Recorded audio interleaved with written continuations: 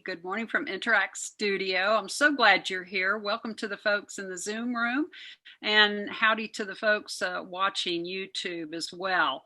We're really happy you're here. This is Human Touch, and we talk about authentic people who are just doing amazing work. Certainly, Kathy Izard fits that bill, if there ever was one to fit one. Author, speaker, entrepreneur, Kathy writes books for all of us to remind us to dream big and do good, is her handle. She believes that we're all much more powerful than we know. It's one reason we're such good friends with Kathy. She's a good friend to Interact. We're proud to have been a part of her early beginning and in coaching her as she came out with her first books, but she doesn't need any coaching anymore. So she's pretty much okay in that department. Kathy, good morning. Good morning, Lou. Before we get started, I want to ask you, who told you exactly that you can do anything, really anything? And what has that meant to your journey? That was my dad. I was raised, both my parents, but my dad in particular, I was raised in El Paso, Texas, one of three daughters. And you can guess my age growing up in the 60s and 70s. That was a time that maybe women were just raised to think about having a family or being a wife. And my dad thought all of that was really important, but really what he wanted to talk to us about was, how are we going to leave the world a better place? How are we going to do something that mattered in this world? And he used to always tell us, you can do anything, really anything. And I think for a long time, for many years, I found that kind of paralyzing because I wasn't sure how to live up to that. That was a pretty big state of confidence that my dad had in myself and my two sisters. So I think for a long time, I let it kind of hold me back and not do things because I wasn't sure what was big enough to live up to his dreams. But eventually, I found it empowering. I could hear his voice in my head. I could hear his confidence. And I actually think that was the second part of it. My father died young. He died at 63 of cancer. And so it was kind of a two-part encouragement in my life. One, that I could do anything, really anything, but also just the knowledge that we're only here for a short time. And so we need to do things that matter in the time that we have. So I think his confidence in me and also the fact that his life was fairly short have kind of pushed me and inspired me and given me the confidence to try things. I've heard you say that each of us has this inner voice or whisper. And I wonder if you could tell us, is that connected to your calling, and tell us a little bit more about that?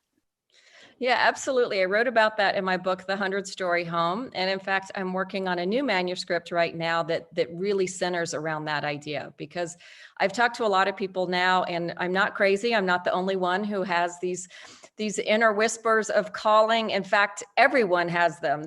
I'm not special or chosen. No one who has them are. We all have them. Just some of us choose not to listen. And I think that's because that inner voice, when it's telling us to do something or to talk to some person or to try something different, it's always unexpected. It's uncomfortable. Most likely it's inconvenient because it's not what you were planning to do right now. I know in my life, it asked me to do things that I felt unqualified to do. But at the same time, it was very insistent. So I either had to pretend I never heard it or to try. And I think those are kind of the parameters when I'm talking about a whisper, that it's inconvenient, it's uncomfortable, it's unexpected, and we feel unqualified.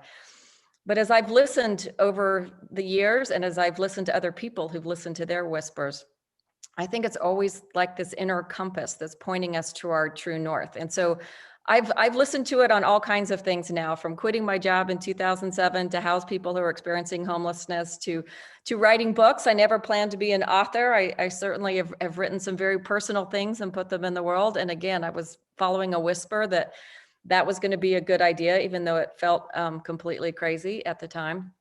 And I do think that we all have these, that we have something that comes along that points us in the direction that we're meant to to go. And even if we can't see it ourselves, that our inner voice, our soul is pointing us towards our calling, and we can choose to listen, or you can pretend you never heard it. But I would encourage everyone to start listening and then start following, because it certainly has pointed me in the right life path. So, what advice would you give someone who is beginning to hear that whisper, but is really struggling with self doubt about how to take the first step? Well, probably three pieces of advice. The first one is that self-doubt is everyone. We all have it. You are not special to have self-doubt either. We all have it. And in fact, Lou, you are an expert on that. If you haven't watched Lou's talk on the imposter syndrome, her TED talk, that will help you with your self-doubt. But just kind of know that's part of the game. We all have self-doubt. I don't think we all have inner confidence. But I think that's part of my second piece of advice. If something feels a little crazy and you don't feel qualified, isn't it crazier not to try?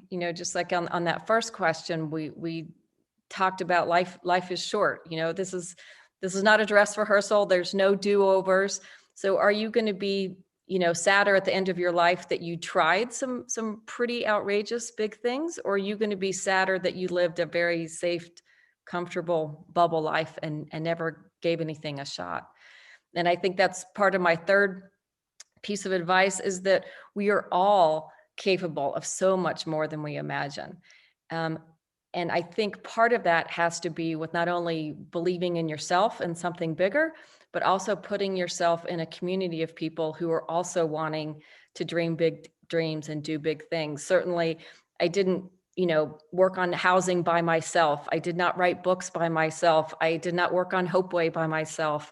I did not build Women, Faith, and Story by myself. Everything I've done in the last 15 years, I've done in a community of people who are also wanting to dream big and do good. So dream a big dream and invite others to help you. And I think you will find that you're capable of much more than you imagine.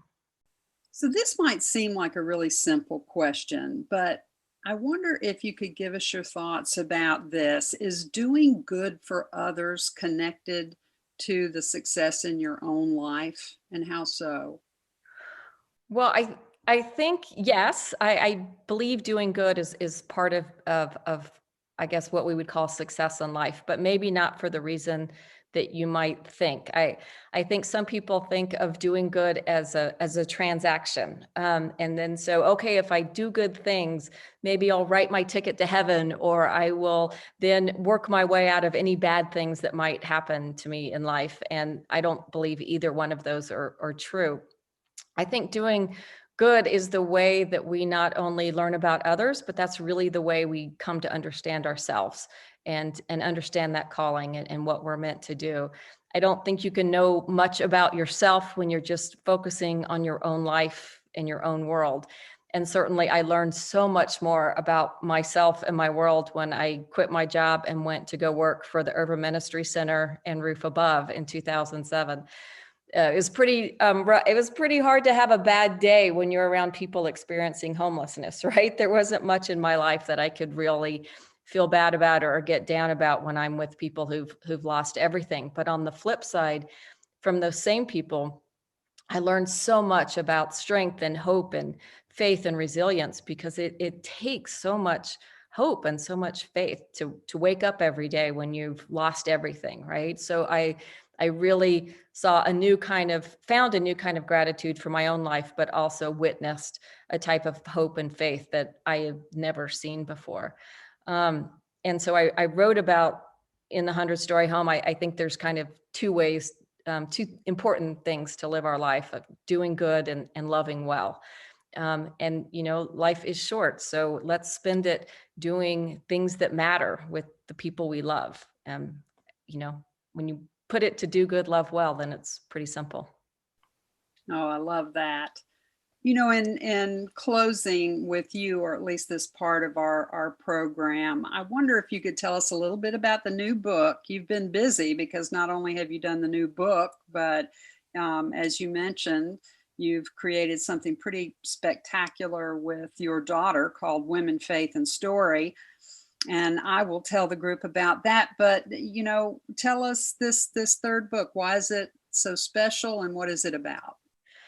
Yeah, the new book is called The Last Ordinary Hour, Living Life Now That Nothing Will Ever Be the Same. And I got to say, this one was a really strong whisper. It's not something I ever planned to write about, and I certainly didn't plan to publish it or put it in the world. But 8 years ago, my husband, who was probably the healthiest person I knew, anyone knew, he had a catastrophic heart attack and almost died. And it wasn't because he had heart disease, but because he had rare disease. And we started living a life filled with rare disease that not only could he have another heart attack again, but it was most likely he would not survive that. And so it started a 7-year walk really in a lot of fear and terror, because I was wondering how I was going to survive becoming a widow and a single mom to 4 daughters. And a friend of mine told me, she says, "Oh, you're gonna write about this and it's gonna help so many people." And I said, "No, I'm absolutely not gonna write about this. This is terrifying. And I know how hard it is to write a book. And I would not want to relive this on the pages of a book. So no." But eventually I came to see, through some pretty strong whispers and nudges, I started writing for myself.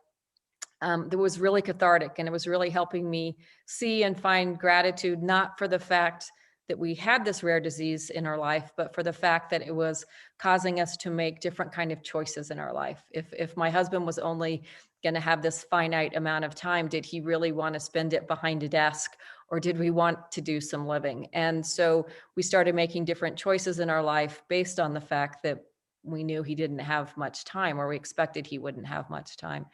So I started putting that into book form.